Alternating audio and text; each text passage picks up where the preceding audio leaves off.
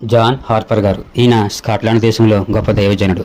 ఈయన ఒక చోటకి వాకింగ్ బోధించడానికి టైటానిక్ వాడికి ప్రయాణం చేస్తుండగా ఈ టైటానిక్ వాడ ప్రమాదవశాత్తు మునిగిపోతుంది. ఈ విషయం మనందరికీ తెలుసు.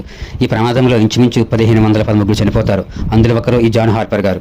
ఈ నీటిలో మునిగిపోతుండగా ఈయనకు ఒక యువకుడు కనిపిస్తాడు. ఆ యువకుడిని, "ఓ యువకుడా, నీవు రక్షింపబడ్డావా?" అని అడుగుతారు. ఇంతలో ఒక అల వచ్చి వీళ్ళిద్దరిని వేరు చేస్తుంది. మరలా కొంతసేపటికి ఆ యువకుడు హార్పర్ గారికి కనిపించగా, "ఓ యువకుడా, నీవు దేవునితో రాజీపడ్డావా?" అని అడుగుతారు.